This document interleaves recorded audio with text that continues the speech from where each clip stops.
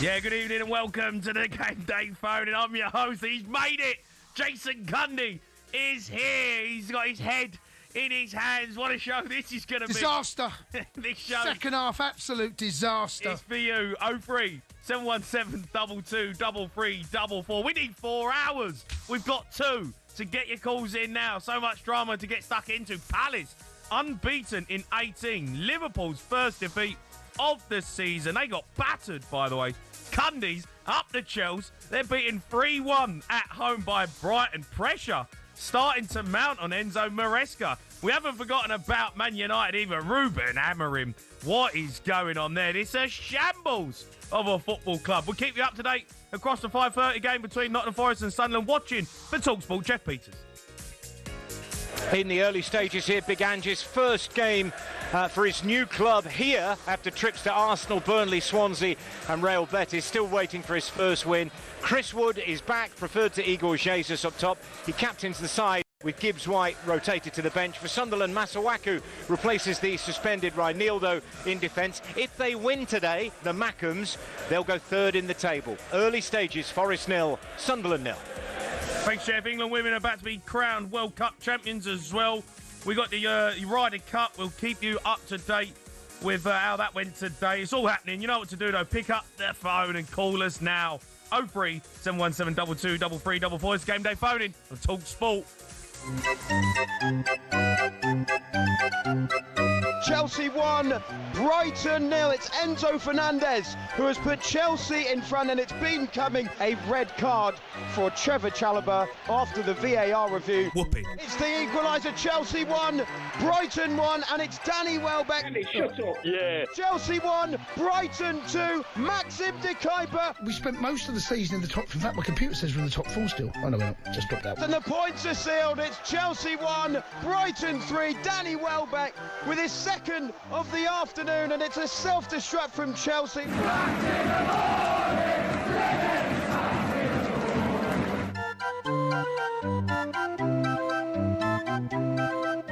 Up the Chelsea!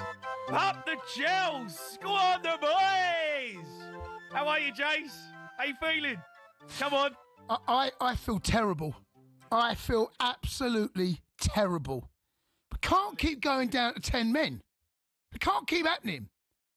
Again, another red card. The problem we had was when we were cruising, by the way, Brighton offered very little going forward.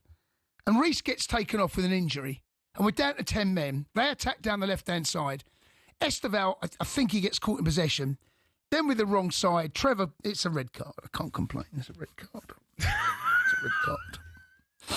And then we go down to 10. And actually, for the first 10, 15 minutes of going down to a 10, we actually did all right.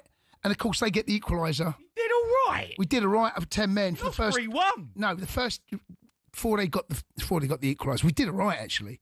And then it was a disaster. Second half was a disaster. I don't know. I can't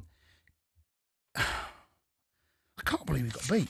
Honestly, I cannot believe. Well, I was there, so I know we got beat. I'm waiting for the violin. I don't know. Well, I don't know. What do you want me to do? I'm waiting here and waiting, boys. What's going on? It's a shambles out there. Just like Chelsea. Yeah. Just like Maresca. That second half, the problem we had, it goes back before the red card. Reece is off the field. He twists his ankle, goes down. And on the right, where Reece should have been, you got Esteval. That's poor, for me, in-game management from the players and the side. You've got to make sure someone tucks. Andre Santos was doing that all game, going across to help out Reece, right? Going across to help out. He's not there. You can't have Esteval, and that's where the red card comes from. Trev can't expect it. It is a red card. You can't get away from it. And then for the first 10 minutes, when down at 10, I thought we actually did very well. You want a bad. And then we concede the goal. And at 1-1, it's like, can we just get out of here with a point? Mate, it was a disaster. It was a disaster. Oh, it's all gone wrong. It's so Second good because normally disaster. you get away with it because you're either working or you can't. You're not in. By the way, how well have I done to get here? Yeah, There was in the whole game. There was 16 minutes of added time in the whole game. Unbelievable stuff. Right, let's get to some calls. Jack, the Liverpool fan, they've had a nightmare as well. Jack. Good, they got us out of trouble. It's been coming, to be fair, with Liverpool, isn't it? Jason Cundy, can you hear Pipe down, you lot. me? Jason Cundy, Tom Bowley, Jeremy Clarkson, Jason Cundy, Gordon Ramsay, can you hear me? Jason Cundy, Michael Ballack, do you love a meeting? Michael Ballack, Frank Lampard, do you love a meeting? Cole Palmer, can you hear me? Who is it? Sorry, who am I talking to? What's going on? What's your name? Hold on, what's his name? Jack. Who's your sport, Jack? Hello, son. All right, I'm a Liverpool fan. How'd you mob get him, eh? Pipe down, you lot. Hey, You've won one more Premier League than Leicester. Pipe down. Don't worry about us, son. We're top of the league. Yeah, world champions. Yeah. What happened at Palace? What happened? World champions, BA. What, that Mickey Mouse Cup? Yeah, world champions. Yeah, why weren't you in it? I'll tell you why, because you've been garbage for the last 10 years. Mickey Mouse Cup, that's why. Mickey Mouse, you'd love to be in a Mickey. You'd love to be world champions. Gloating about it 3 or 4 years ago. We've been world champions, son. We were there long before. Nah, the inaugural world champions. Come on, don't give me all that rubbish. They can't be that. They weren't there. 2020, we were world champions long before you were. Whose fault's that? Why weren't you there? Jack, let's talk about your mob. Why weren't you there? We've already been there. Jack, pipe down. Jack. Pipe down. What happened to your mob? Jason Cundy, do you love the meeting? Don't worry, as you wait till Monday, your Jack, mob's getting do you it, want to Jack. talk about Liverpool or do you just want to phone up Cundy? Jack. Wait till Monday, what? Jack, your mob's getting it, mate. The old scout says you're getting it on Monday. Are we getting it? Yeah, do you're you getting love it. a meeting? You got beat by Palace. Pipe down. 18 unbeaten, by the way. Crystal Palace. By the way, Palace, mate, they're decent. I know. Glasner, is his contract run at the end of the season? I don't know when it does, but Man United need to go and get him. I know that. Jack, you want to talk about Liverpool or not? Come on, Jack, talk about your Muppet, mate. You know what is it? It weren't a great first half, I must admit. We come on a little bit in the second half, but it weren't to be. You know, it is what it is. Football's football. Well, it's football when it's Liverpool, is it? When it's To Chelsea. be fair though, Jack, this has been coming, right? It has been Liverpool. coming. You ain't been great. You've not been skirting around. You've been flirting with defeat all season, mate. He's flirting with defeat, You're mate. flirting with Champions defeat are all made of. season. Late wins is what champions are made of. Well, not today. What happened today? Well, obviously, you Palace know got a late that win. Does that mean they're champions? You were world champions. FA You know Cup. that, you know, that's what happens. But, you know, it's up to you, isn't it? Jack, listen, thanks for your call. I'm going to go to Trev. He's a Chelsea fan. Right, Trev? Good evening. It's not Chalobah, is it?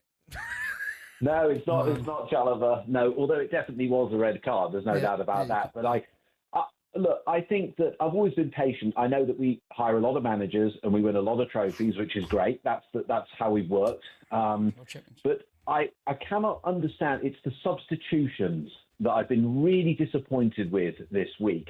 The whole thing with Man U started it all off. Yeah, that was bad. I cannot understand why twice you take off the fastest player on the pitch in Pedro Neto, who obviously has got the pace and has the threat on the counter-attack, and you are then taking off Estevao as well. So you're taking off your wingers who are creating a lot of the problems. João Pedro can't do it alone.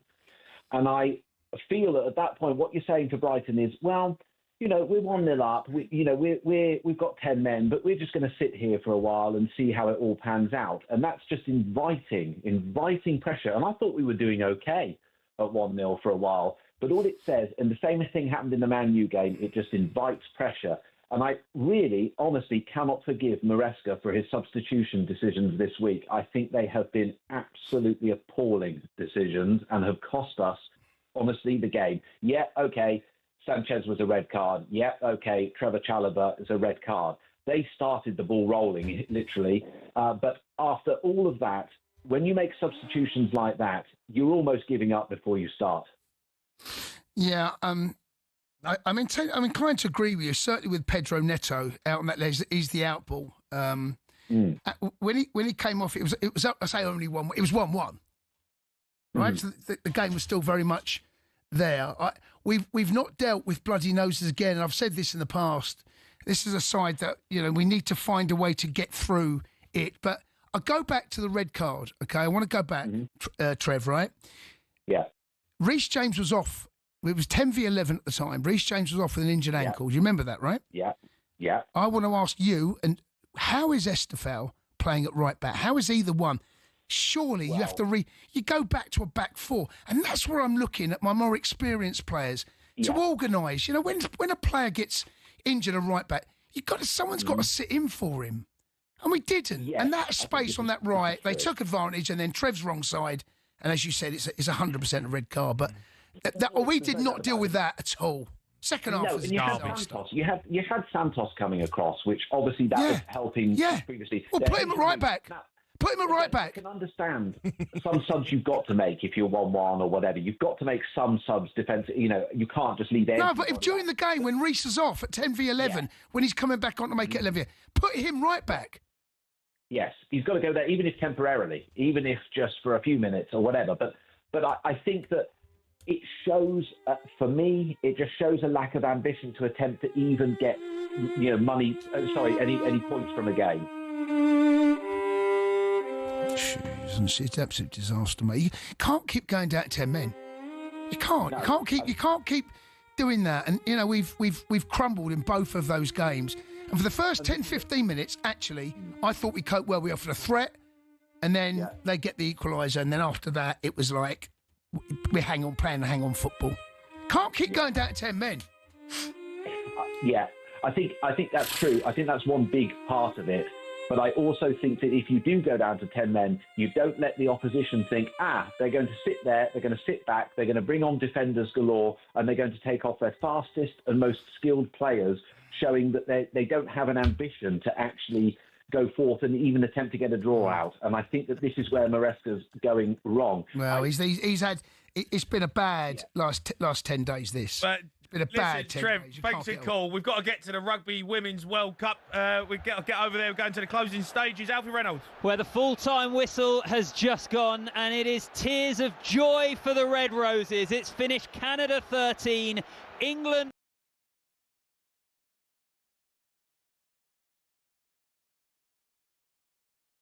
have conquered all before them. When they lost at Eden Park against New Zealand in the last World Cup final 3 years ago, eyes immediately turned to this moment on home soil, and they haven't lost since that defeat. This is their 33rd victory in a row.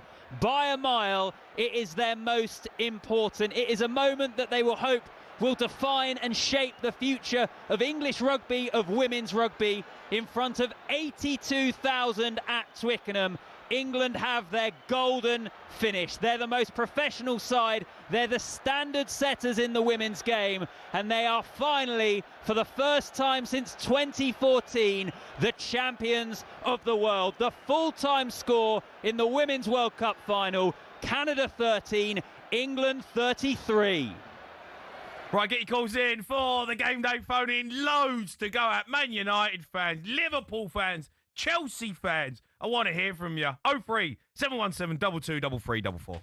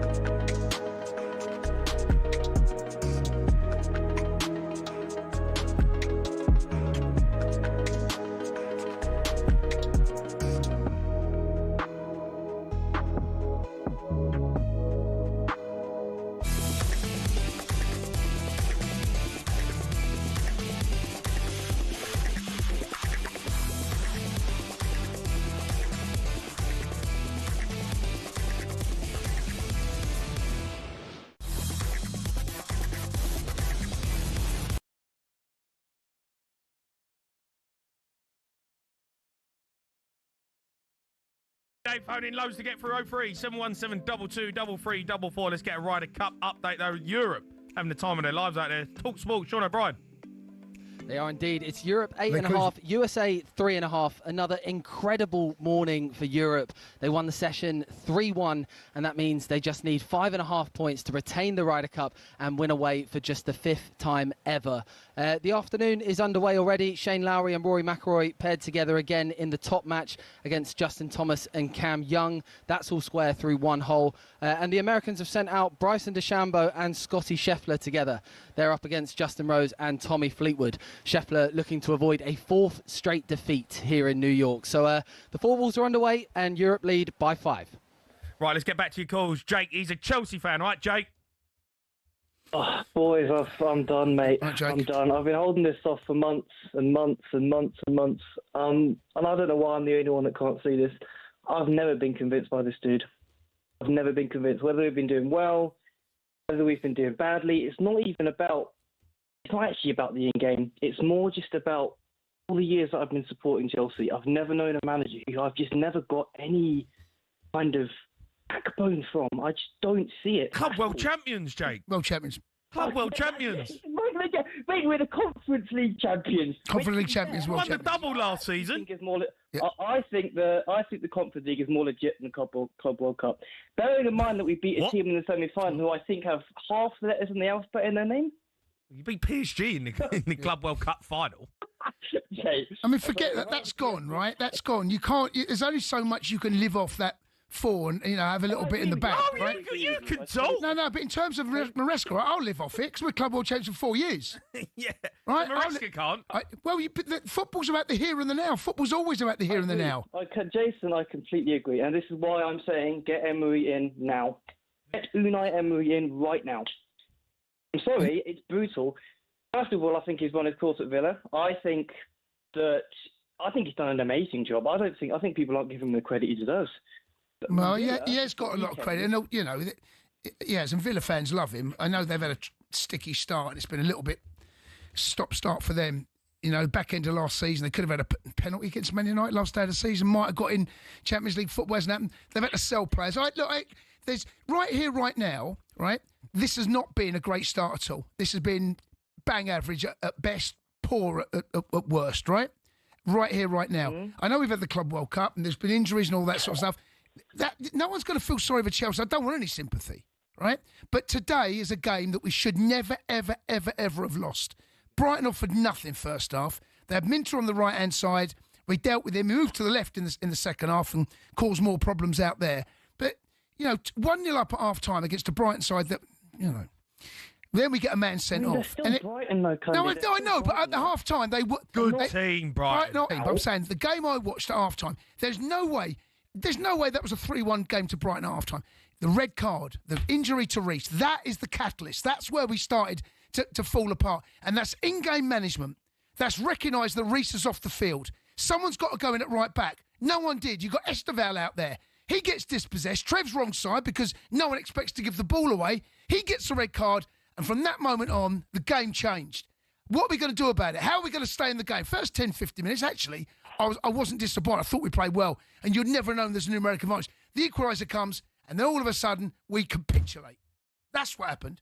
That's what happened. Yeah. I mean, I agree. And through all the years this has happened, you can analyse each game and point to this and that to say why we lost. But at the end of the day, Roman Abramovich would look at it and think, okay, so I spent a gazillion on this team, being players. I'm not going to spend 2 gazillion because, frankly, that's fun. What I'm going to do is look at the manager now and think, okay, Lampard, legend, love him, my favourite player ever. Sorry, mate, Tuchel is the man. Comes in, what happens? It's actually quite simple when you look at it like that because I don't you can't keep hiring managers. That's not the way to do things now. I don't think we're there yet. I know that Maresca divides opinion, right? I know he does. I've got most of my mates are Chelsea fans, right? I know, look, he divides opinion. He really does. And I think last season, if you look at his body of work, finished 4th, won the Conference League, won the Club Cup, right? But this is a new season. You can't live off that forever. That'll take you so far. Give him a bit more time. Jake, I don't think we're there yet, Jay. Honestly, I don't. No, I think you. I don't think we're there. But we got Benfica on Tuesday, right? Yeah. We've already lost the first game. Right, back by a minute, our toughest of the lot, right? If we don't beat Benfica, and we've got Liverpool next weekend, by the way, our place. If we don't win those next 2 games, and we really do fall off the pace, 1 in the Champions League and 2 in the Premier League, this noise is only going to get louder. It really is, yeah. Talking of noise, Man United, they're having an absolute nightmare. They got beat 3-1 by Brentford. Let's go to Adam. He's a Man United fan. Ad. All right, Ad. How's it going?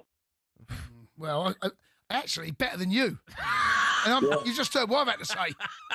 Yeah, well, sure. It is what it is. But here, listen, I listen to Jimmy a lot on Sky Sports, and 100% agree with him. I think I like Ruben Amorim, but this nonsense now where he refusing to change his tactics is going to get him the sack. I mean, I don't know what his long-term plan is, but he's either wanting to get the sack or he's just clueless. But I think it's time to change. Personally, I would go for Unai Emery. I think he's an outstanding manager. Everyone wants Unai Emery all of a sudden. What's going on? Have you seen Villa's start to the season? Yeah, but listen, he's a good manager. Arsenal didn't give him enough time. Me personally, if Jose Mourinho hadn't have got the Benfica job, I'd be calling and asking for him. Jose back. Listen, yes, but this is the way it is, right? Yeah, he may not, when he was in charge of us, may not have played the best of football, but he knew how to get the 3 points. We were second in the league, won Europa League. We'd rather be in that position now than sitting 15th. Hey, I got to ask you, honestly, what is this Ruben Amorim doing? Like, seriously, like, I don't know. I cannot believe Man United are one of the biggest clubs in the world, right? They are an enormous football club. I can't believe how far you fell off. Like, you're getting beat by Brentford 3-1. It's not even a surprise. Yeah, this is what I'm saying. Jimmy, I listen to you many times on Sky Sports, and there's other United fans phoning in saying, "Oh, give them the Christmas." They're brain dead. They haven't a clue. I'd honestly go everything on the board, try and get Emery. If not, I would bring Ollie Solskjaer back to the end of the season. Get Ollie at the wheel. With maybe Ollie at the wheel. You can't get Ollie back at the wheel, mate. Well, here he's no more worse than what your manager at Chelsea. No, you can't get Ollie back at the wheel, mate. You don't want to go down there. You're asking for Jose and Ollie back. Who else do you want back? Ron Atkinson, get him back. Listen, trust me.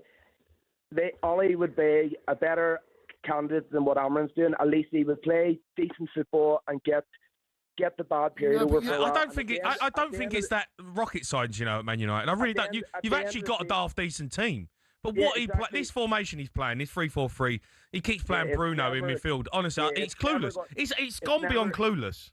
It's never going to work. They should have sold Bruno when they had the chance and got the money. And what are you talking about? Sell Bruno? He's your best player. Play him in his right position. 100 million. Who cares about 100 million? They've got too many number 10s now. Yeah, There's a reason they're dropping. They bought Cundy. They keep saying, they got Xerxes. Bruno didn't want to go. Got Mbuemu. They didn't want to go to Saudi. Play Bruno Fernandes as a number 10 where he's unbelievable, and then you're going to get a top player. Playing him in midfield, he can't run.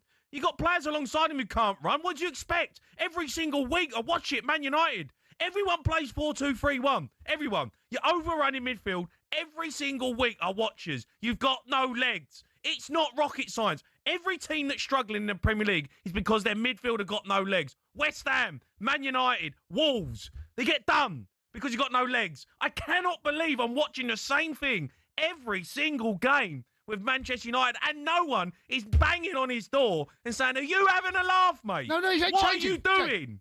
Jay's not changing. Get rid of him then. He's got to go. They employed him. They knew what they were getting. I said this. They knew he was going to play this system. If he was brought in as a CEO, was he brought in as a bricklayer or something, and he was doing the job on that job, he would have been gone 6 months ago. The boss of the bricklayer company would have gone, off your pop, son. You can't even lay bricks. I know, but you can't lay bricks, you're out. When was the last time a bricklayer was on $6 million a year? Keith Andrews. He's had 6 games as Premier League manager. Just turned over Man United, one of the biggest clubs in the world. Can I just say, how good were they? Yeah, fair play. How good were they? Because Man United are terrible. No, they were good, Brentford. They were good. Do me a favour. No, they were Brentford. Good. They were good. Brentford. They sold their 2 best players, and they've turned over Man United. What about Thiago's first goal? No, it's a joke. It is a joke. Man United fans, I cannot believe you're accepting this. I can't believe they should be outside the ground. I can't believe what I'm watching. Oh, honestly. Let's get an update in the 5:30 game. Jeff Peters. It's Nottingham Forest 0, Sunderland 0, approaching the half-hour mark. Sunderland with the best opportunity. Wilson Isidore with a turn and shot just wide from 12 yards after some chaos in the Forest defence. Forest's best opportunity. Williams crossing from the right. Chris Wood wearing the captain's armband today because Gibbs White is starting on the bench, and he put a header well over the bar from 8 yards. Should have done better, really. It's Forest 0, Sunderland 0. Odds update on talkSPORT with Betfair. Play in a different league this season with Safe Sum from Betfair. 18+, gambleaware.org. Let's take a look at the latest odds in the 5:30 game. All thanks to Betfair is Nottingham Forest 0, Sunderland 0. Forest to win is 11-10 on. The draw is 2-1, and Sunderland to win is 7-1. That's all thanks to Betfair. 18+, gambleaware.org. Odds update on talkSPORT with Betfair. Play in a different league this season with Safe Sum from Betfair. 18 plus gambleaware.org.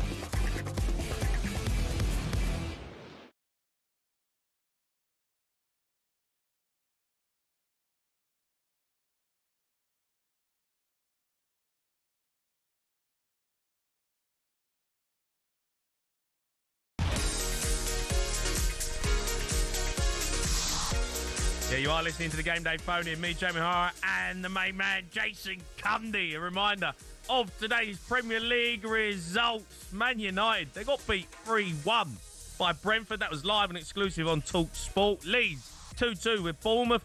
Chelsea, they got beat 3-1 at home to Brighton. Man City, they swept past Burnley. And Crystal Palace won it in the dying moments, 2-1 against Liverpool. The Premier League is all to play for. It's 0-0. Nottingham Forest and Sunderland. We'll keep you up to date with that. Loads to go at. We'll discuss Graham Potter being sacked as well. Nuno Espirito Santo looks to be coming in. We've got team news as well. Spurs v Wolves. That's live on talkSPORT from 8 a.m. But you know what to do. Give us a call on 03 717 22 3344. Let's go to Fabian Hürzeler. The Brighton manager says the best team won. I think we started not very good, not very very dominant into the game. I think Chelsea were better than us the first minutes. After we conceded the goal, the whole game changed into our direction. We were better in possession. We controlled the game out of possession. I think there was not a big chance afterwards anymore. And of course, with the red card, it helps us. But first of all, you have to use the numerical advantage, and you have to score goals. So therefore, we were very patient, very calm, and we had some great moments. Good team, Brighton. Well, Good team. First half, he summed it up pretty well. Neither side was brilliant. Neither goalkeeper had much to do, in all honesty. But at half-time at 1-0, I didn't see how Brighton could win that game. Here's one for you, right? And I'll put this out there to the boys. Is Danny Welbeck England's best number 2 striker in England?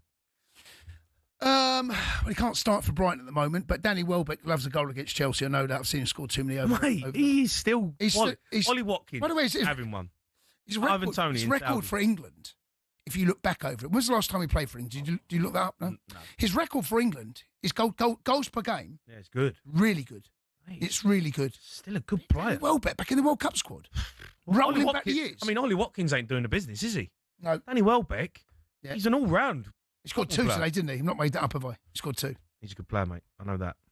Let's go to Liam, who's a Chelsea fan. All right, Liam. All right, Liam. Afternoon, lads. How we doing? All right, mate. Well, not good, Liam, if you want the honest truth. It's frustrating, isn't it? It's really frustrating. That's brilliant. The thing is, just as we look like we're going to start to turn things around, we take 2 steps forward and 3 steps back again. And I know a lot of people are sort of throwing out there in the mix that Enzo Maresca should be sacked and we need to hire someone else. I don't think that's the case. But I think the judgment calls that he's made over the last, especially this week, but over the last couple of weeks, some of the judgment calls he's been making are silly. You know, I mean, if we look at today, Estevao... Liam, wait there, because there is a goal. Jeff Peters. It's Nottingham Forest 0, Sunderland 1. Alderete has given Sunderland the lead. A free kick swung in towards the far post. Alderete got there. The keeper made a save. It looked like an outstanding save, but the ball has ended up in the back of the net. The referee is speaking to some of the Forest players, and there is another yellow card that has been shown to a Forest player. So there was a free kick outside the penalty area. It looked like the referee was going to give it Forest's way. He gave it Sunderland's way and booked Dominguez. The free kick was then swung in.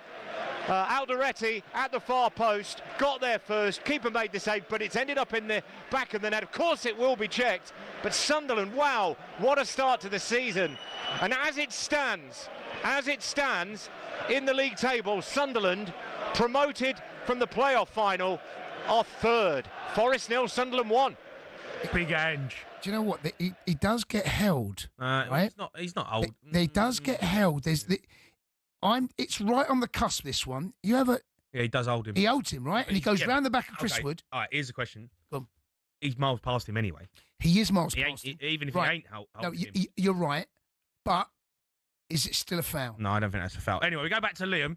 He's a Chelsea fan. Liam, you want to stick with Maresca, but his decision-making, and Cundy's touched on it, you know, when in-game management, don't know if it's the best, you know.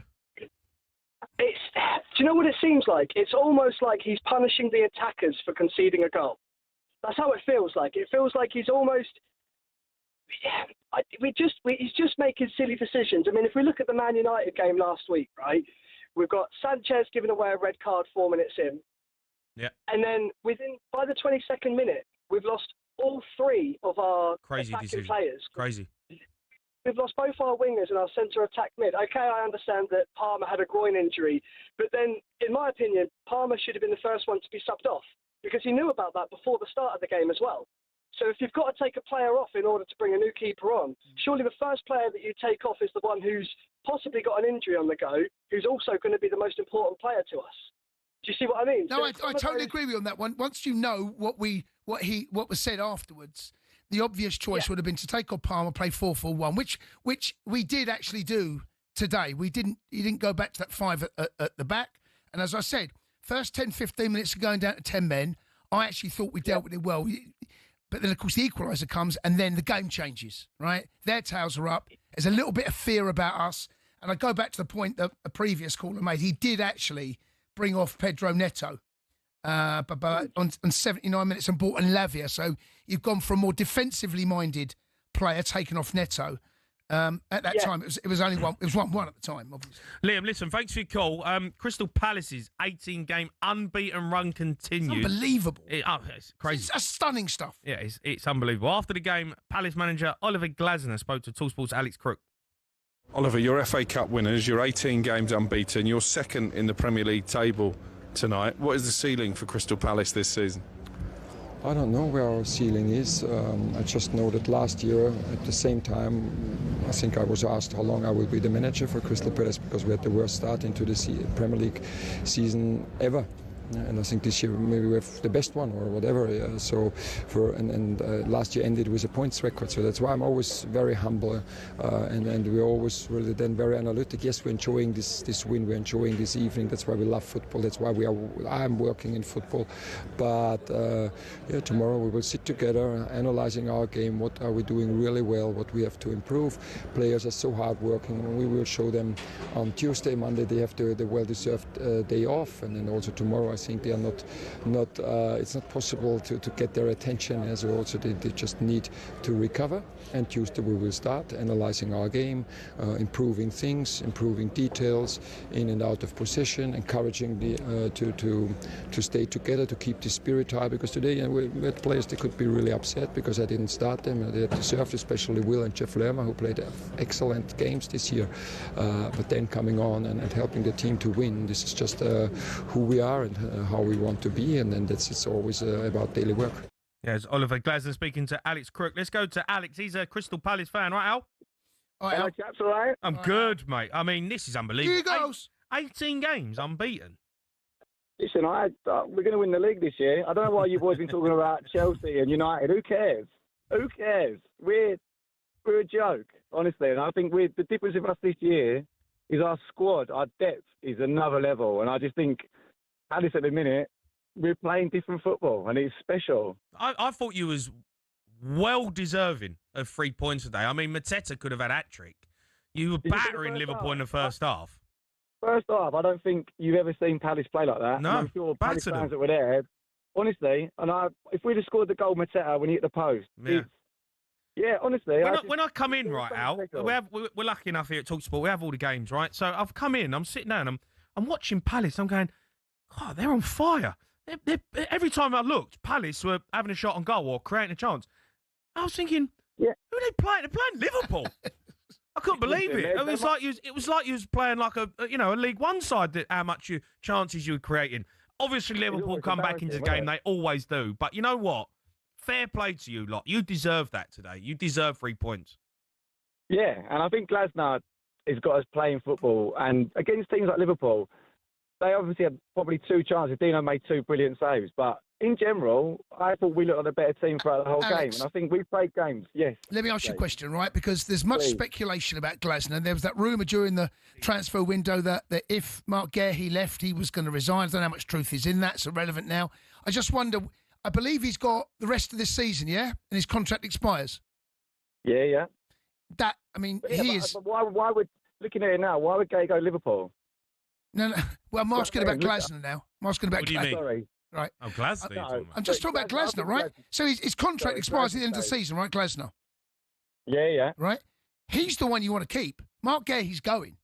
He's leaving, right? He's leaving on a free or leaving for pennies in January. Glasner's the one, because he's the reason you are where you are. 100%, yeah. 100%. We joke about it, but he's got us playing football. I don't think we ever thought we'd ever see at Selhurst Park. That is the truth. And I think winning the two things in the summer, and then to see us now playing the way we're playing, he's the difference. He is the difference. But we have got, I do think you look at our 11, or even into the squad, we have got players now that will compete against any team. Is this the best Palace side ever? It's got to be. Well, I don't know. I'm asking a question. I mean, you never won the league, right? You're now second. Yeah. You're FA Cup holders, Community Shield holders. Is this the best Crystal Palace side ever? 100%. All right. As a team, 100%. Yeah. Now, listen, thanks for your call. I'm going to go to Dion. He's a Liverpool fan. Dion. Right, Dion. How we doing, boys? All right. All right, Dion. What did you make of that performance today? I thought it was average from Liverpool. Boys, people are surprised by it. I'm not surprised at all. We've played like that all season. This is not a shock. That result's been coming all season. Yeah. And some of them players need to take a massive look at themselves in the mirror because they've been garbage all season, barring a couple. So I've been saying this, right? And people ain't been having it because they keep picking up wins. And wins are the most important thing. But there's always going to be that result. You can't keep doing that against a well-organised, well-managed, well-coached, disciplined, very good team at doing what they're doing. Then you do come up against it. Let's be honest, right? The first 3 games, you could be sat on 3 points. First 3 games, right? But you've been winning, and that's the most important thing, of course. I just wonder now, what will this do? Alexander Isak, by the way, he weren't great. No, this is a massive reality check, boys, and Slot needs to get them players intact now because some of them, I'm talking about Canate, I'm talking McAllister, and I'm even talking Mo Salah as well. So poor this season. They need a reality check, and they need it soon because we go away to Galatasaray on Tuesday, hard game, then we've got Chelsea next weekend, another hard game, so you need to shake these up quickly. Dion, just on the Alexander Isak one, I know, look, Ekitike kills you getting sent off in the Carabao Cup, but Isak today, he said he can't play 90 minutes, but he took him off in the 83rd when you were 1-0 down. Then I just thought, I don't know if that was like, if he can play 83 minutes, he can play 93 minutes, no? And I just thought, if you need a goal, I know you got one, but you ended up conceding. I was like, I don't know if I was having that as a sub. Yeah, I understand what you mean. I think if Ekitike was on the bench, obviously he would have come off a lot sooner. But of course. The fact that he wasn't, that's why he played longer than he did. But yeah, surely now he's played, I don't know how many games off the top of my head, 5, 6 maybe, so surely he's ready to play 90 minutes now. In my opinion, anyway. It's amazing, right? That taking his shirt off, right? Ekitike. Oh, it's costing him 3 points. Yeah, and Slot, to his credit, was pretty honest, and there's an assessment of taking your shirt off by scoring a winner against Championship side at home in the Carabao Cup. Yeah, right. That's not. You made that point. Then it's come home to roost. Today, that has been that decision. You go, we needed Ekitike today. Yeah, it's not looking good. It's not looking good. Look, Dion, Arne Slot, I love everything about him, to be fair. I think he's a brilliant manager. They need to get themselves going a little bit more because all of a sudden, the Premier League, if Arsenal win tomorrow at Newcastle, then you're looking at the Premier League saying 2 points all of a sudden. It's all to play for, yeah. 5 points ahead on Arsenal, put Arsenal at the favourites simply because of how solid they are defensively. We look at shambles at the back where we're going to concede every time a team comes forward, where they look so defensively solid, they don't keep going to score against them. So for me, they are the favourites. All right, Dion, thanks for your call. It's half-time. Nottingham Forest, Sunderland, Jeff Peters. Forest 0, Sunderland 1. Sunderland will go third with the win. They went ahead 7 minutes before the break. A first goal for the club for Paraguayan defender Omar Eldoretti. Dominguez booked for simulation outside his own box. Forest disputed that, hence some of the boos from the home fans here. Granit Xhaka sent over a teasing free kick to the far post where Eldoretti was free. His header couldn't be kept out by Matt Sells, who did get a hand to it. Earlier, Wilson Isidore had gone close to an early goal for the visitors. Forest have had 5 shots, but they haven't mustered a single one on target. Chris Wood powered ahead of miles over the bar, and just before the whistle, Ndoye with a shot which deflected for a corner. The home fans frustrated here, but the visitors from the northeast are enjoying life back in the Premier League at the moment. Half-time, Forest 0, Sunderland 1. Odds update on talkSPORT with Betfair. Play in a different league this season with Safe Sub from Betfair. 18 plus, gambleaware.org. Let's take a look at the latest odds in the 5:30 game. All thanks to Betfair. It's currently Forest 0, Sunderland 1. Forest to win now 16-5. The draw is 2-1, and Sunderland were 7-1 to win. They're now evens. Up next, you're going to hear from a very salty Arne Slot, and I want to ask Liverpool fans, Florian Wirtz, what's going on with him? That's all thanks to Betfair. 18 plus, gambleaware.org. Odds update on talkSPORT with Betfair. Play in a different league this season with Safe Sub from Betfair. 18 plus, gambleaware.org.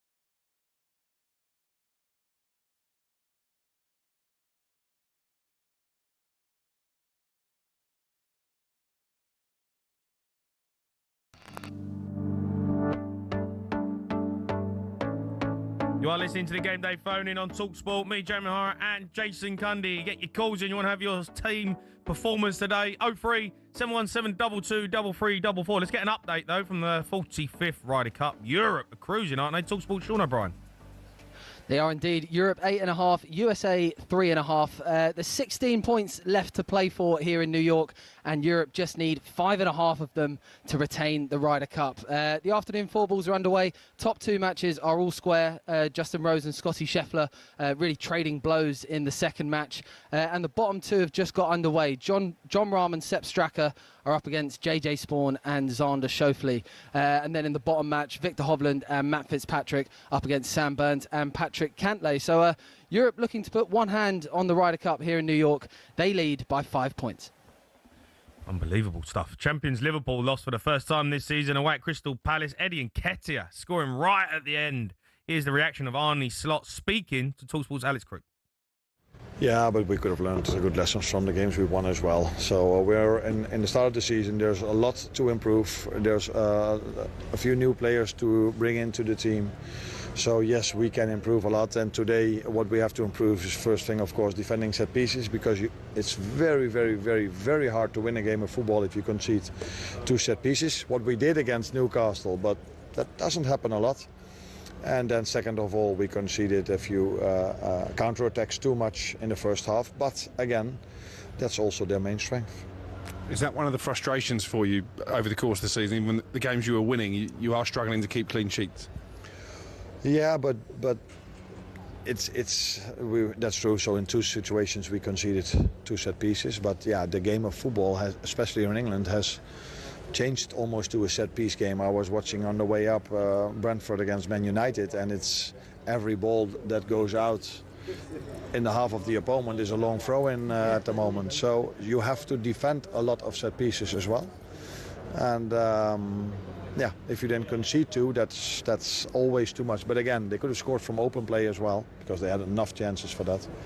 But yeah, conceding 2 set pieces is too much in a Premier League game. Just a quick one on Alexander Isak, first Premier League start for him. Is he still trying to get up to full speed after missing most of pre-season? Yes, of course. But I was happy that he could have so many minutes. That had also to do with the low intensity of the game. We were just discussing the low block, so there wasn't a lot of running to do for our players. So that's why he could play a bit longer. But he's getting there a few times close to a goal. In one of those situations, he did everything to stay on his feet, everything. And as a result of that, he was a bit unbalanced and didn't hit it in the good side of the post, but the wrong side. So, but he's getting fitter and fitter. That was Arne Slot speaking after the game. He's basically saying that the old Premier League is back. Well, it does feel like it. Looking at the scores, old school. It does feel a little bit Long more. throws I mean, there's goals everywhere. There's been a goal in every game. Both teams have scored in every game so far. We're still waiting to see what happens in the second half of this one here. But just to go about the Wirtz, the point you talked about him, right? Look, he's come for a lot of money, huge transfer fee. And I did raise the point a couple of weeks ago saying, we need a conversation about it. I mean, yeah, it's early days. Of course it is. But he played today. He got pulled off again. Chiesa comes off the bench. Scored. Hasn't quite happened for Wirtz yet. Not saying it's not going to happen, but Liverpool have been getting away with it a little bit. And tonight, they had their collar felt. Right? They didn't get away with it. You watch with this. If they don't start picking up a few more convincing victories or picking up performances where they're a bit more convincing, that noise about Wirtz will get louder. Let's go to Kev. He's a Crystal Palace fan. He was at the game, right, Kev? Right, Kev. How you doing, lads? You all right? Yeah, good. I mean, you must be overjoyed at the moment the way you're playing. We are. It's majestic, absolutely amazing. I've got no voice. It was absolute carnage at the Homesdale end when it went in. Yeah, I bet. Especially so late as well, and Liverpool have been doing it to everybody. They have, haven't they? So. Yeah, they have. Yeah. You deserved it though, Kev. You deserved it. You're a better team today. You have way better. First half. I've been going since I was about 8 or 9, and that was the best game I have been to at Sellers Park. We played Liverpool off the park. You did. 120 million for Isaac. I wouldn't give you 20 euros for him. Yeah, he wasn't great today. I think he's still in Gay's back pocket somewhere. Gay's taking him home for dinner. Yeah. Well, Florian Wirtz as well. Look, Cundy's talking about Florian Wirtz. He wasn't on the pitch. I'm yet to see anything from him so far, to be honest. Liverpool look lacklustre. They're there just on their name alone. Oh, we're going to win everything because we can buy the best players. They've got no passion. They've got nothing. And their fans are just salty as well. Oh, I wouldn't say that. Passion. Kev, it's a bit harsh, Kev. A bit harsh. It's not harsh. No It's passion. Not harsh. They sat there for 90-odd minutes, didn't even make a noise. They scored. They started cheering. We knocked one in, and they all left. When you say they're not winning, packing. When you say that you're not winning, which one do you knock in? Which one do you say they're left? As soon as the second goal went in. I know. To be fair. The 92nd minute. Gone. Yeah, I mean, they could have at least stayed and cheered on their team a little bit, couldn't they? By the time Liverpool went over there, it was 97 minutes. I mean, but it makes a change, doesn't it?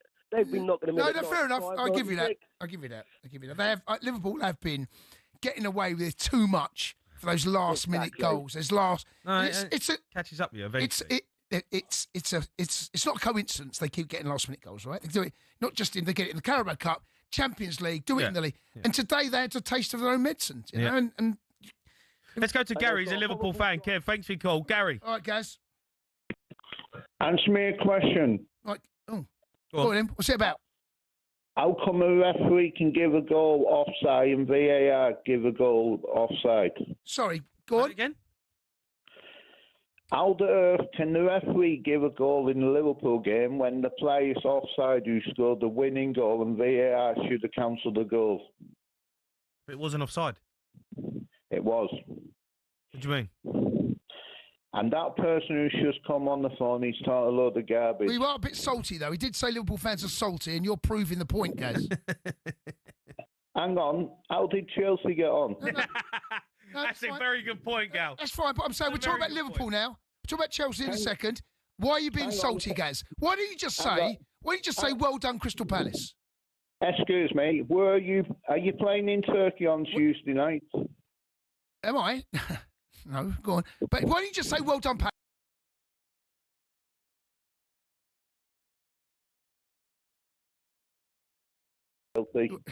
What?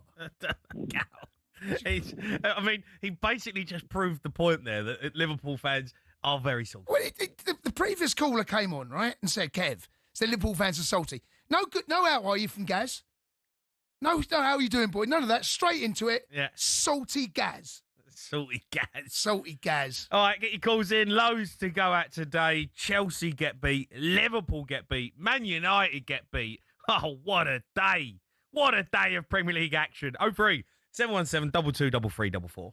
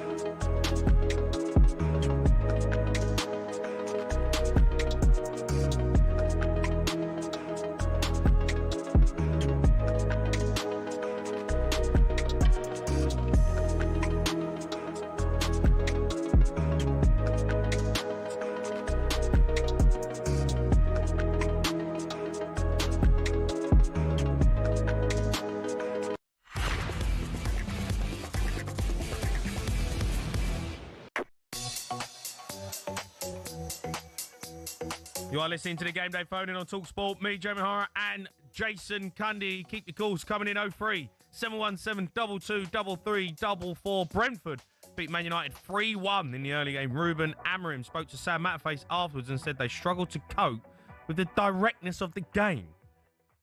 Struggle because we played the Brentford game. They managed to play their game with the long balls, second balls, some speed in the transitions. We never settled down our game, and we play a different game. If you play the opponent's game, you are in disadvantage. Then we suffered 2 goals with the long balls that we work on that. We managed to score 1. We have the penalty. That is a crucial point. That can happen. We miss the penalty, but the focus point is that we never settle on our game. We never play our game. I don't know what Ruben Amorim is going on. Do you know what, right? He's So having what they were trying to do, Brentford, and they've done this really well against Chelsea a couple of weeks ago, they look for that over-the-top ball, right? If you remember the first goal they scored against Chelsea, they've gone over the top. They kept looking. Exactly the same thing. I was thinking when I was watching it, when you play a 3 at the back, that ball should never beat you. No. Never. Because you've got the extra man in what was Harry Maguire. Yep. Harry Maguire tries to play an offside, right? No pressure on the ball. There's a chance. You've got to go with the runner. And for one straight ball, they kept trying it, and they're good at it. And you know, any team that's watched enough of Brentford this season knows they look to play that ball early and first time. They all do it from midfield over the top. Yep. I cannot believe they got done for it, because Chelsea got done, and the goal was coming like that. Look at what happens. Look how they play. And to concede a goal like that when you're playing 3 at the back, that should never happen. No. Shouldn't we 2 at the back? No. 2 centre-halves, let them 3. It's Mickey Mouse defending. Let's go to Aaron. He's a Man United fan. Azza. Hey, mate, you okay? Yeah, come on. Seriously, Amorim, what is going on? Mate, he's got to go, hasn't he? Surely. No, we keep saying it, but he keeps there. What team in the country plays 5 at the back and concede for fun? Not as well. He concedes 2 to Grimsby. You play 5 at the back. If he was drawing every game 0-0, then I'd have half an argument. We concede for fun. We play 5 at the back. You've got to go. It's unbelievable stuff, mate. He's not walking. It's mind-boggling. Like, of course he's not walking. He's on multi-millions. Of course he's not walking back. I know, but you got to take it on the chin and just get rid of him. Isn't there some sort of deal that if he leaves before 12 months of his contract, he walks away with a huge payoff? I mean, a bigger payoff than he will do normally. Are they just waiting for that? It doesn't matter. You wouldn't walk, and now would you, Jamie? Of course you wouldn't walk. Of course you're not going to walk, but Ratcliffe has got to understand this can't continue. It can't continue. You can't play 5 at the back and concede for fun conceding against the Premier League and then conceding against Grimsby is a different world. We concede for fun. Like, you can't be playing 5 at the back. But as Cundy said, right, getting done over the top, right? You've got 3 centre halves playing. Like if anything, that is just. You can't get done over the top if you're playing 3 at the back. It's impossible. You've got no legs in midfield. Brentford have got time on the ball. And it's unbelievable what I watch every game. First goal in particular. It's ridiculous stuff. And I don't think the players are that bad. I actually think Man United have got half-decent side. I 100% agree. And I respect him for one sense that he's stuck to his philosophy. I 100% respect his philosophy. 5 at the back. What's going on? You 5 at the back and you're conceding for fun. But if you're not prepared to be an adaptable manager, especially in this day and age, he's not doing it, mate. If he's not prepared to be that, then for me, he's not a top quality manager. Not changing. It's unacceptable to be so arrogant and so stuck in your ways. This is the way I'm playing. This is my philosophy. You've just heard Arne Slot say it. You've heard Maresca say it. The game's changed this season. It's a different game. So if you're not gonna be prepared to change as a manager and adapt to the way the Premier League's changing, well then you're out the door. Yeah, you've been left behind. But Alex Ferguson used to win games 1-0. They go away to Arsenal and try and win 1-0. They knew what they were up against, and they grind the result out. He hasn't got that in his. I know, but can I just ask you this, right? And listen, he has shown that he is going to play one style and one way, and that shape is not changed. I think he went to a 4-in game once, right? That I can remember. You might be able to tell me differently. When he signed for United, there was a lot of speculation about that. He wanted to join at the end of the season, not be parachuted in halfway. And apparently the conversation went along the lines of, it's now or never, right? So they knew what they were getting into. They knew exactly what Amorim was going to do. That has been his philosophy, and he's not changing. So there's 2 choices. One, either you sack him, or whoever employed him, you get rid of him or her, whoever that person is. I agree. I couldn't agree more, Cundy. This summer we needed a goalkeeper. Marquez was available for 35 million. Can't believe and Donnarumma, maybe Donnarumma's not on our level. He's definitely not on our level. No, but we could have signed Donnarumma for 35. Instead, we signed some kid from Norway for 25 million. What? And now you're looking for another keeper. What is going on? Yeah, for another keeper, that we could have gone and got Marquez. Not that I'd have fixed our problems, because we are a mess. But he's substitution today. We're 2-1 down at Brentford, and he brings Yoro on and Mainu on. What is that? Let me ask you this as well. I'm looking at the team. I'm looking at the team, right? Other than the front three, is it Dorgu the only one that he's brought in? So Bruno was there, Agate was there, I seem to remember, Dalot, Dilic, Maguire, Short. I just wonder, has he been given the tools?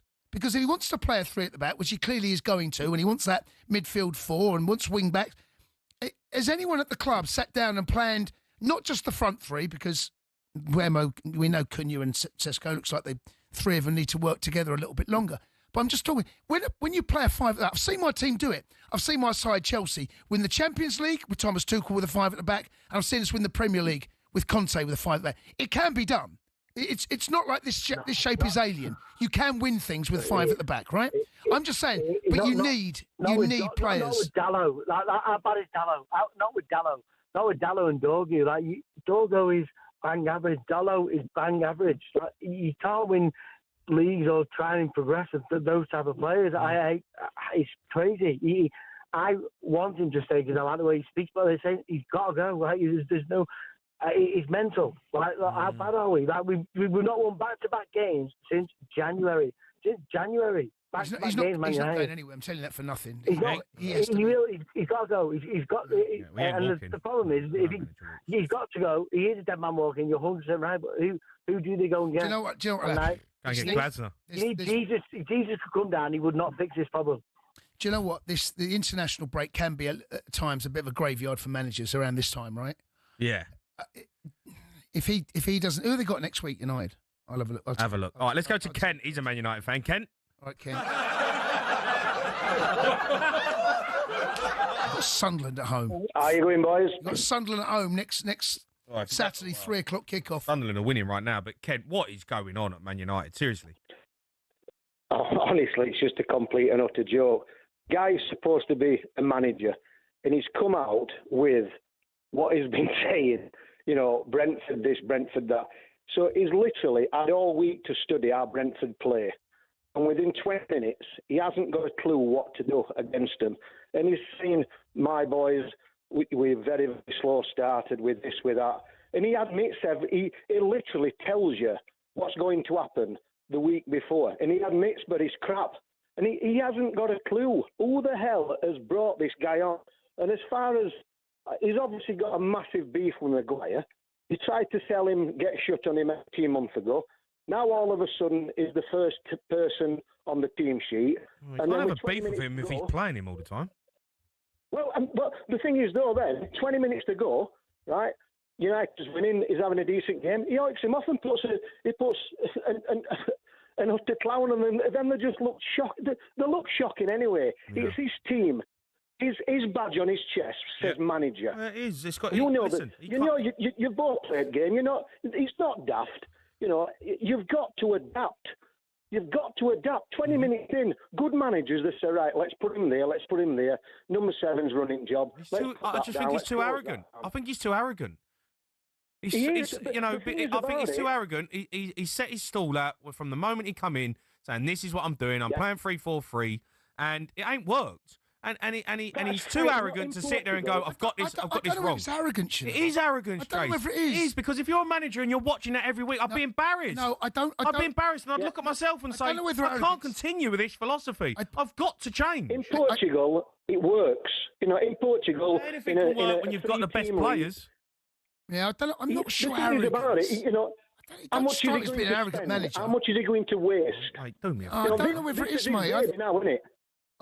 It's his baby. What? The team now is his baby.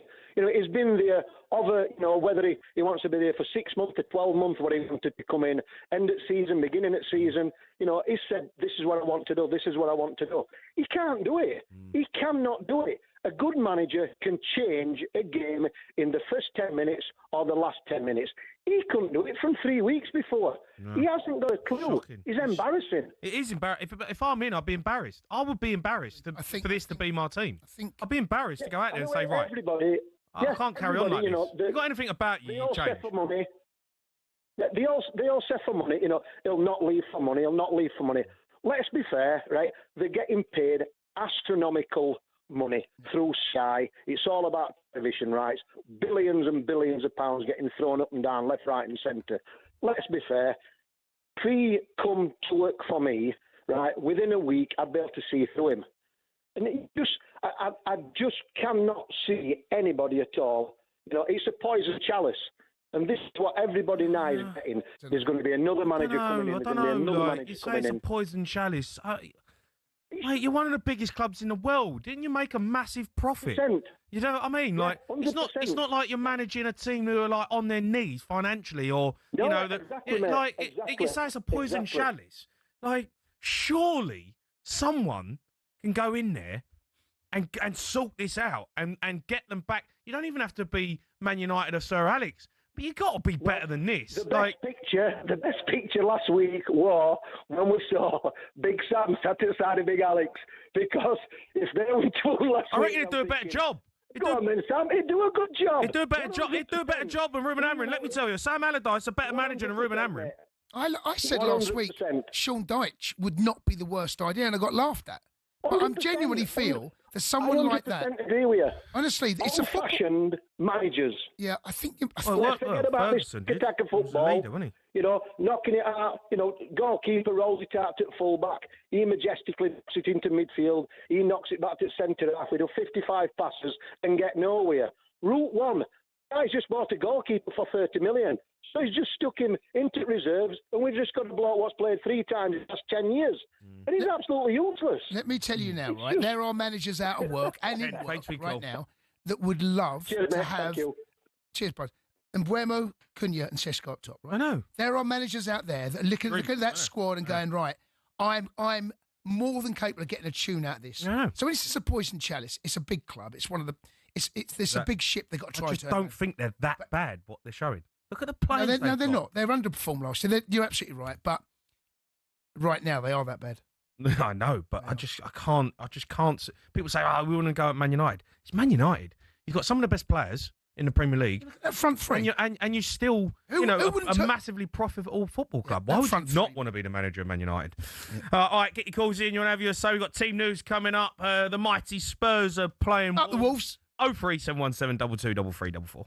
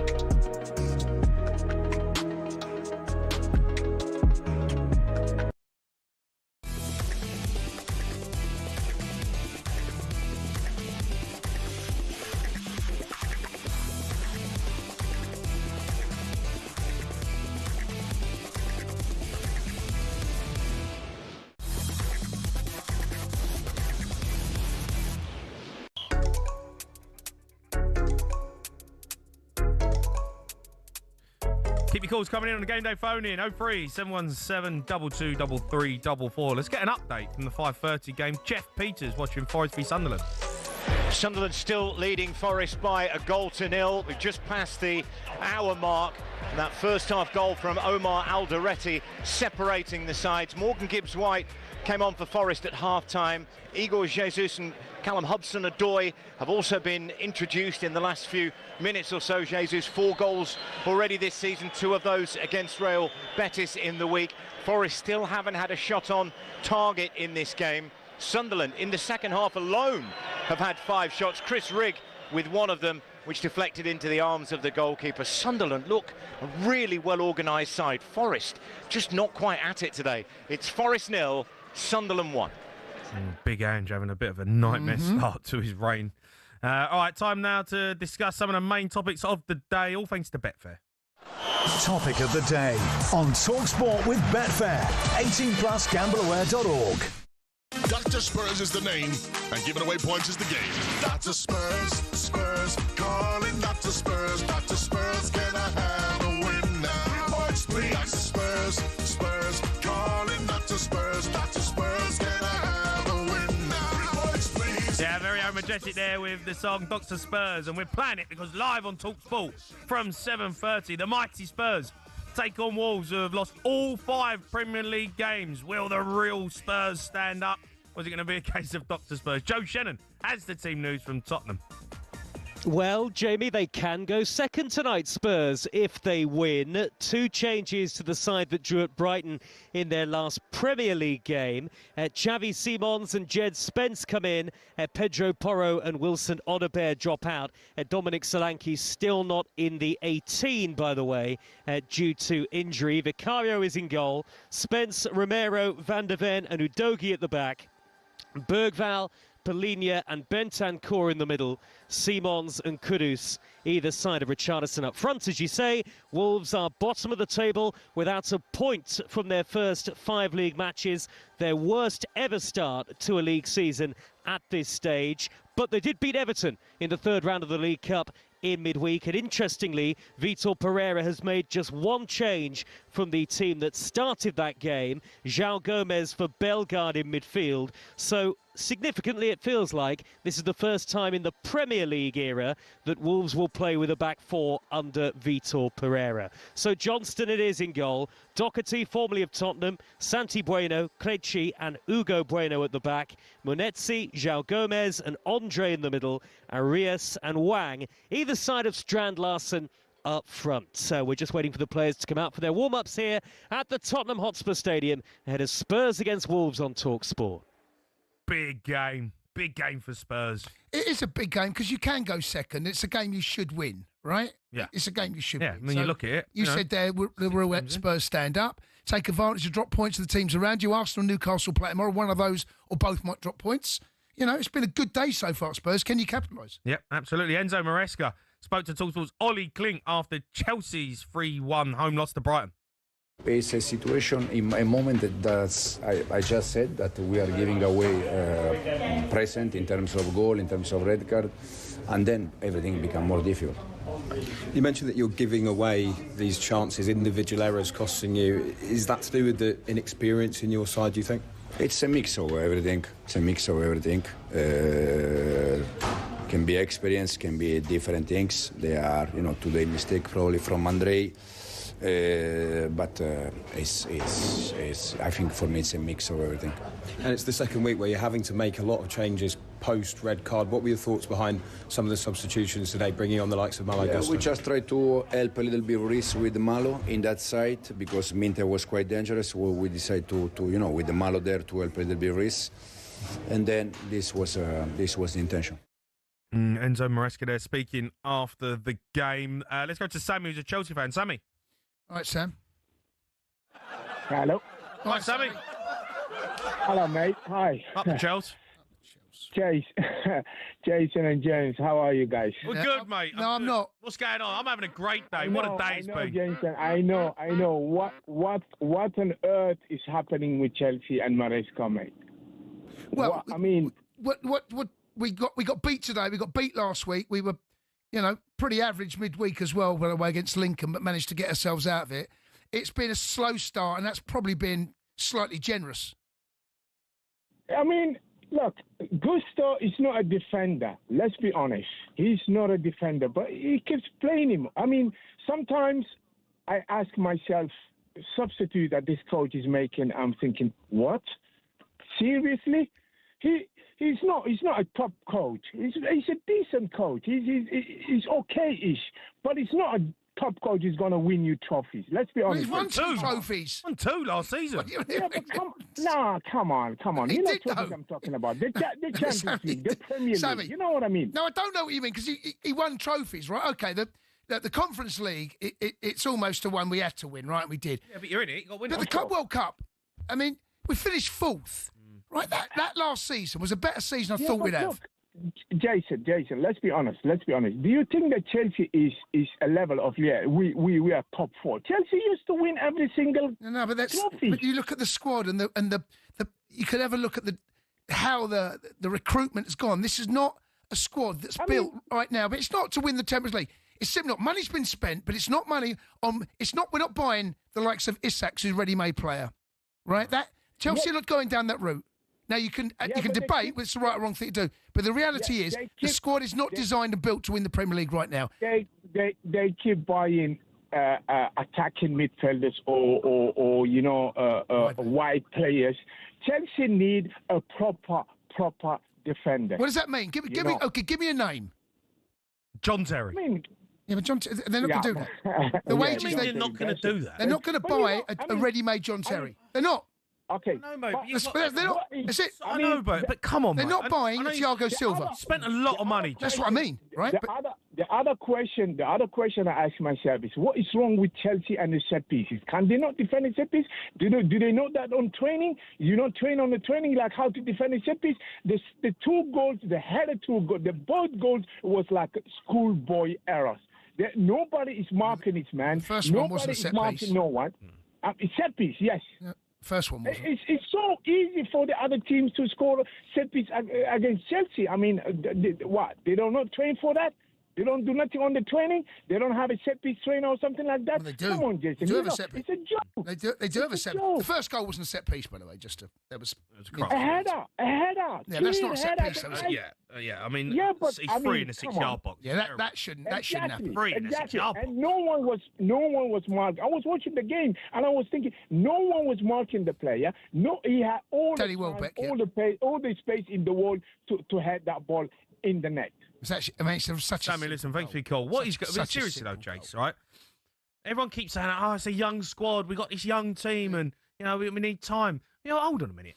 And, Sammy does make a point. Chelsea used to win everything, Jace. Yeah. They had a team. Every time they had an identity, and I know you can say the identity's changed, but come on, you can't keep saying, we've got a young team. You bought this young team. No, but Jay, bought players with no experience. This is the thing, right? We don't have a Thiago Silva. We don't. You mentioned John Terry, right? We don't have a John Terry. We don't. You need one. Fine, but then you can debate about what is the long-term strategy. The long-term strategy of this is going to be buy young players, as what we saw with Noni, move them on if there's going to be a profit, move them on like Jackson. This squad, and it's not designed to win the Premier League this season. It's not designed because you look at the teams that have won it and the Chelsea teams that have won it. Chelsea teams that won it had a John Terry, had a Didier Drogba, had a Frank Lampard. We don't have that. Now, you can debate about the money spent. I can't argue with that. What you can't also argue with is that this squad has not been built right now to win the Premier League. Okay. All right, it hasn't. All right, keep the calls coming in. 03717 22 33 44. That was a look at some of the main topics of the day, all thanks to Betfair 18+. BeGoingWhere.org. Topic of the day on talkSPORT with Betfair. 18+, GambleAware.org.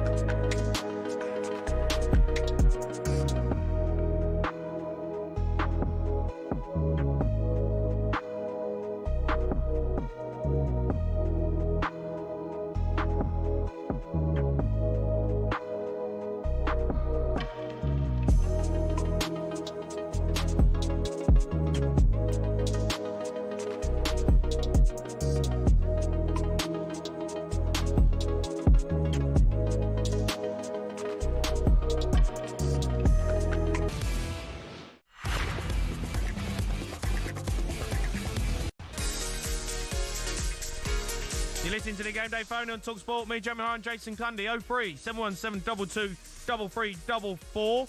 Live and exclusive coverage of Tottenham v Wolves follows us from 7:30. Then it's on to Fight Night with Adam Cattrall. But right now, we're continuing taking calls. A busy day in the Premier League right here on talkSPORT. Jensen, he gets to the edge of the area. Jensen's going to go for goal and win the game with an absolute stunner. Jensen scores. Manchester United are beaten again. Manchester United are always the story, and what a sorry story it is. Full time at the G-Tech. Brentford 3, Manchester United 1.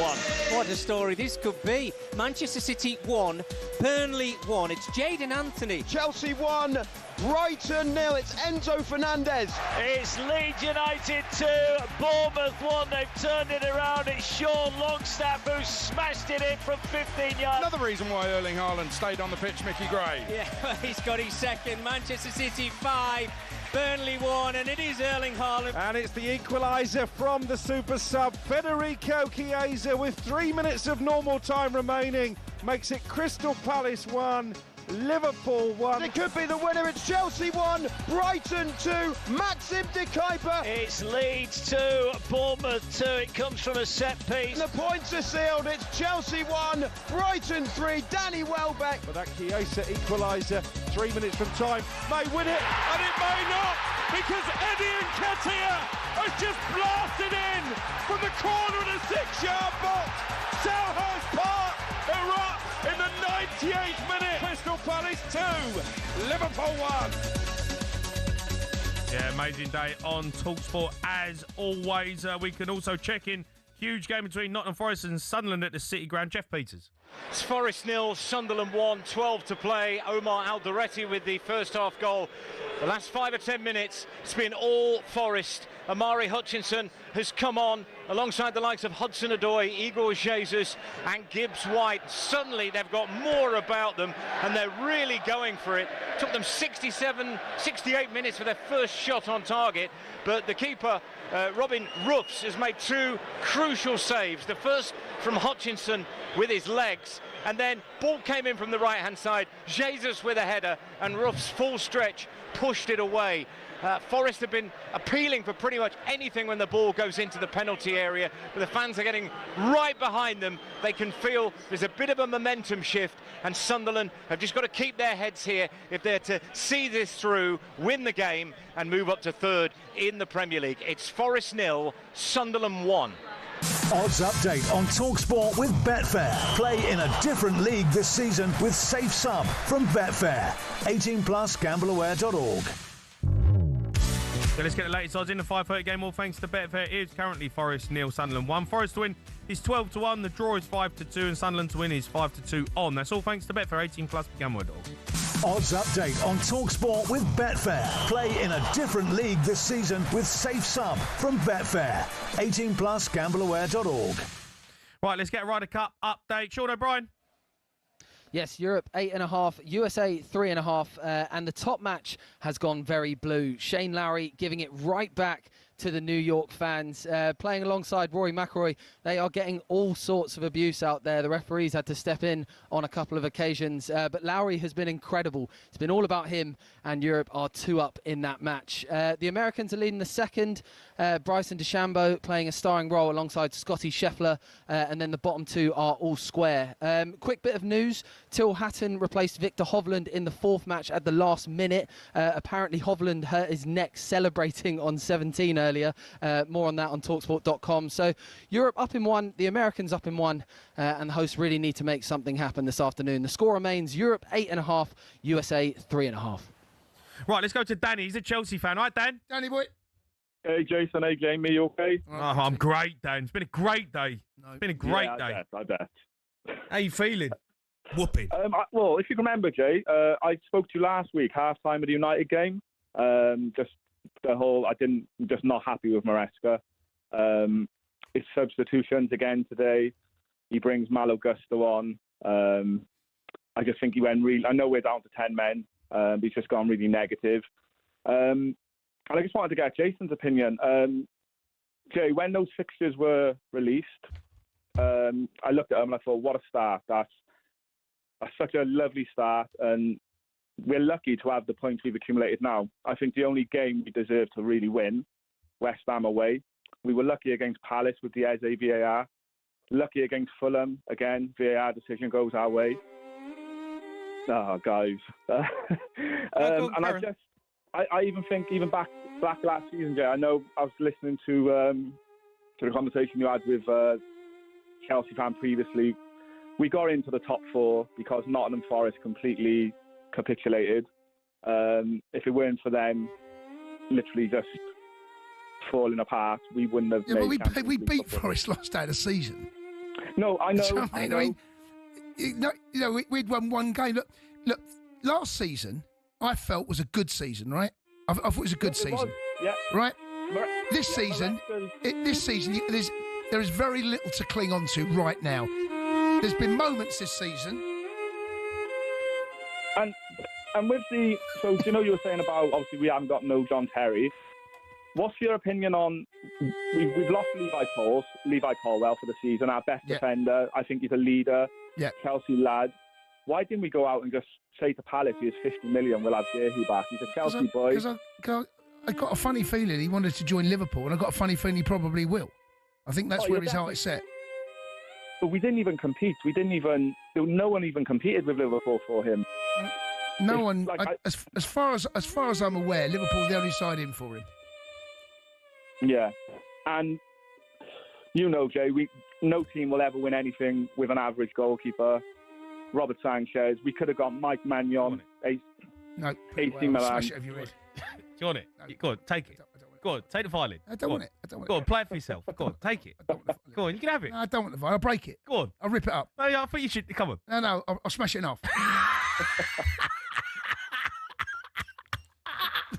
Oh, what a day! I'll break the bow. Whooping. What a day! What a day! Break the bow. I'll tell you what, I'll keep the violin out. We've got Benji, he's a Man United fan. All right, Benj? Oh, Benj. Oh, here we go. Come on. That way, mate. Let's go again. Get it on repeat. Go on, Benj, what's going on? Well, I'm a United fan that's been a United fan my entire life. Oh, knock it off, Jamie. Come on. No, I don't think we should be chopping and changing managers all the time. After this one, Amorim's got to go, mate. He's absolutely got to go. No, you bring in a manager don't like chop that. and change, Benj. And now you want to chop and change. Nah, after this one, Cundy. So you want to chop and change now, and then you don't want to chop and change. Absolutely. This is the wrong one. Amorim's stuck. And I must challenge you, Jamie. I've met him on a couple of occasions. He's not an arrogant man at all, and that's not the problem. Arrogant, mate. Looks arrogant. I've never seen him smile. I've never seen him smile. He's a victim of the circumstances that we've had at Man United for a while now. We've chopped and changed managers at points that we probably shouldn't have. Yeah, but he's terrible, though. For reasons other than football, and now we've got a man in that we want to come in with a clear. So do you want to chop and change? I do now, mate. You want to chop and change, but then you want to stop the chopping and changing. Absolutely, we've got to get the right manager in, and then. I know, but who is that right man? So you're now in control, right, Yeah. Benj? You're in control. So Monday morning, you're chopping and changing. Yeah. What are you doing then? I'll get anyone in. You can't get anyone. But then you can't say anyone because you'll be chopping and changing again. Tell me a manager right now, because you mentioned Allardyce, you mentioned Dyke. Big Sammy. Name a manager that could do worse with that current squad. Well, you're underachieving. There's no doubt about that. I can't think of a manager. Right. So basically, you're saying anyone will do. Could be in the discussion. I don't think any manager could do worse with that squad. So are you saying, Grandpa? Go and get Ollie. Bring Ollie back. Ollie will do better with that squad. Get Ollie at the wheel. Get him in. Benji, thanks for the call. What a day this is. I'm going to be dreaming of violin tonight. It's amazing. Chelsea get beat. United get beat. Oh, Spurs are going to give Wolves a whooping later on. Oh, what a day this is. Unbelievable stuff. Keep your calls coming in. We've got winners and losers coming up next.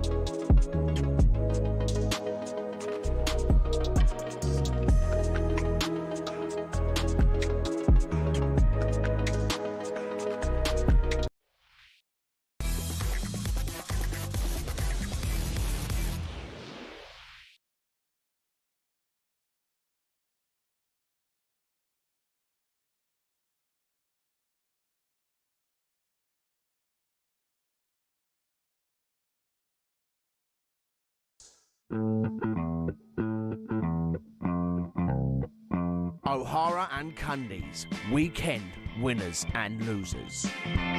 Yeah, let's pick our weekend's winners and losers, 3 of each. Jay, who are we starting with? Winners? We're going to start with the winners. Eddie Nketiah, 97th minute winner. Oh, unbelievable. Great stuff. 97th minute winner. That's Liverpool's first defeat of the Premier League season. Igor Thiago, mate, 2 goals. Looks a beast up top for Brentford. Yeah. Getting himself 2 goals. Yeah, fair play to him. Well done to Keith Andrews as well, by the way. Haaland. Haaland gets 2. No. Haaland gets 2 goals. No. Danny Welbeck's on there, isn't he? No, not where I've written You down. sure? I'm sure Danny's on there. Erling Haaland, 2 goals, 1997. Danny Welbeck's on there. No, I've definitely got Erling Haaland. 2 goals against the Chelsea. No, let's move on. Yeah, Danny Welbeck in losers, there. The losers here. Here we go. Arne Slot. Arnie's in Moaning there. the Premier League sends it just a set-piece league. Can't cope. I mean, you know what you're up against. Palace. Well-deserved Palace, by the way. What else we got here? We got Amorim. Still no back-to-back wins for him. Terrible stuff. Also, Amorim's in there every week. Big loser. It says here Simon Hooper. What? It says here Simon. No. I've seen it. I thought Simon Hooper had a good game. Maresca's in there. No, he's not. Maresca's got to go in there. He's in there. Hooper. H-O-O-P-E-R. No. Come on. Maresca's in there. No, I can't see him on my screen. Maresca's in there. Absolute stinkfest from you lot today. 3-1 at home. Simon Hooper. He should be in the... He's in the losers, sending off. That's your weekend's winners and losers. Trev. Let's look ahead to tomorrow's Premier League action with Sky Sports. Stay ahead of the game on talkSPORT with Sky Sports. Stream the biggest Premier League games flexibly with Now. Like Newcastle versus Arsenal live tomorrow. Search Now Sports. 18 plus green via internet. Terms apply. Right, Aston Villa v Fulham, Newcastle v Arsenal. Let's start with the Villa game. Big one for them. They haven't been great, Villa. Need to get going with Unai Emery. Yes, they do, matey. There's a lot. We see Monchi go in midweek. There's going to be changes there. It does feel. I know a couple of Aston Villa fans probably feel that maybe it's the beginning of the end. It's a game they got to pick up maximum points, mate. Simple as that. Yeah. And anything less, struggling to score goals, struggling to keep a clean sheet. It feels they don't get it yet. The Villa fans have been very patient because he's a good manager, right? And I feel for them because they've had to sell players with BSR, haven't they? They've had to try and keep on the right side of the financial side of football in this country. Yeah. And, the owners won't really care about that, mate. Villa are better than third bottom. Yeah, of course they are. It's a big game for them. But Fulham are a good side. So it's a tough... Fulham are a good side. Tough game, this one. I'm with you on that. It's not easy, but Villa at home, it has to be a win, mate. Yeah. If it draws a bad result. The bumper game of the weekend, Newcastle v Arsenal. Now, do you know what, right? This is a massive game for Arsenal. It's a huge game for Arsenal because the teams in and around that top half, including your mob, who play a little bit later, they've seen Liverpool drop points. Chelsea have dropped points. OK, Man City have picked up. But I still don't quite know what City are. I don't know how good they are, City, because they've had some iffy results. Having said that, they are sitting at fourth. You're like, if you win, you go second. And you have to think that if Arsenal are going to win this title, this is the sort of game they've got to go away to Newcastle, like Liverpool did a couple of weeks ago. Mm-hmm. Go away, pick up 3 points. If they do, I mean, they're so early in the season. I've had Arsenal win the title. I hope I'm wrong, but I've got Arsenal win the title. This is the sort of game, if they're going to win it, mate, they've got to pick up 3 points. Yeah, absolutely. That was a look ahead to tomorrow's Premier League action. Don't forget that with Now you can stream all the Sky Sports action flexibly, like Tottenham v Wolves live today. Search Now Sports. Stay ahead of the game on talkSPORT with Sky Sports. Stream the biggest Premier League games flexibly with Now. Like Newcastle versus Arsenal live tomorrow. Search Now Sports. 18 plus green via internet. Terms apply. Let's go to Roger. He's a Man City fan. All right, Rog? Right, Rog. All right, lads. How are you? All right, matey. Good, mate. I'm good. Are Man City back? Well, I mean, look, it's been hit and miss so far this season, but I think the way what really surprised me, I don't know what your take on this is, but the way Pep just, I don't know, went to some sort of like Catenaccio 5-4-1 with Arsenal. I was like, what am I watching here? It's we've always been playing forward, and all of a sudden he adapts to away games, like against the top six. So I was like, maybe we're onto something here again, and obviously. First 5 minutes was good. Then it was absolutely rubbish after that, and then all of a sudden we wake up again, and the team frame keeps rolling again. So well, look, you've seen Liverpool. Honest, I mean, you've seen Liverpool today lose, right, for the first time. They've not They've not been great. Do you know what? No one's been great, actually. Yeah, they've not been no great one all I've looked season. at. I mean, like you guys were saying. Yeah, I don't think anyone's looked like great. you guys were saying. Go on. No, I mean, like you guys were saying, I mean, Liverpool are lucky to have 15 points that they have now. I mean, if you look at the games, I'm not even being biased or whatever, right? But if you look at the games that they played, they should be on maybe like 9, 8, like 10 points somewhere right now. And if you look at all the other teams, I mean, you know, you see, I mean, Crystal Palace, unbelievable, right? I mean, you got to give shout out to Glassman and what he's doing there. Unbelievable job. Bournemouth as well. I mean, no one would have said Bournemouth is up there. I mean, like Bournemouth were always like, you know, bottom 5, whatever. So, you know, again, but you know, you look at the teams and it's there for the taking, you know, and you know, I'll take it with you know, playing 5-1 away somewhere. But yeah, I mean, it's been very, very scrappy so far this season. Yeah, like I said, no one's really grabbed this Premier League by the scruff of the neck, have they? No. And this weekend might be the weekend that Spurs pick up next point. If Arsenal do as well, matey, you know, all of a sudden you've got those two teams breathing down Liverpool's neck. Yeah, Rog, thanks for your call. It is approaching full-time at the City Ground. Jeff Peters. And the full-time whistle has just gone. Nottingham Forest 0, Sunderland 1. Sunderland, promoted via the playoffs in May, are sitting in the Champions League places in the Premier League. Ange Postecoglou's 5th match in charge and first at home for Forest. They're still waiting for victory. Omar Alderete headed Sunderland in front shortly before the break. The Paraguayan found himself free at the far post, getting on the end of Granit Xhaka's teasing free kick. Forest came to life late on. Robin Roofs made big saves from Igor Jesus, Hutchinson and Wood. Wood also flashing a free header wide. Forest are back here in Europa League action on Thursday, while Sunderland will go to Manchester United next weekend, bursting full of confidence. Full time, Nottingham Forest 0, Sunderland 1. Big Ange. Oh, Big Ange, mate. Big Ange. What is going on? He can't get results. Just who we are, mate. They actually had a go second half, but Sunderland defended brilliantly. I mean, Chris Wood had a header at the far post, mate. Last season, he notches it's a that. goal. I know. He should score. It's a bad miss. 5 yards out. But Sunderland, give them credit. They battled. They're organised. They caused problems. They could have gone 2-0 up, actually. Just walked through the defence. So I mean, well what done is there. going on? That Marinakis, do you think he's sitting there already thinking, oh, what have I done? Well, look, the fact that Nuno's gone straight into a job. Nuno might get his first win with West Ham before Ange does at Forest. Think of that. That's unbelievable if that happens. If that happens, that's He's been ridiculous. sat out getting gardening leave for about 4 weeks. All of a sudden, he picks up a victory before Big Ange at Forest. I don't know. Look, if you're losing at home to Sunderland, you've got serious problems. They were good, Sunderland. Oh, you're right. No, I know. But Sunderland were good. No, Sunderland deserves the result. Deserved to win But tonight. they're getting booed off. Booed off, mate. They're in Europe. Getting booed off. Booed off, mate. Seriously, what is going on? I think the fans, I wonder what their voice will be like, right? How do they feel for the decision to get rid of Nuno and be where they are now with Big Ange? Yeah, unbelievable stuff. Unbelievable. Thanks, everyone, for getting involved today. We're going to be back on the Sports Bar from 10 p.m. Monday reacting to Everton v West Ham, which is could be a massive game. Up next, though, talkSPORT brings you live and exclusive coverage. The mighty Tottenham are taking on Wolves.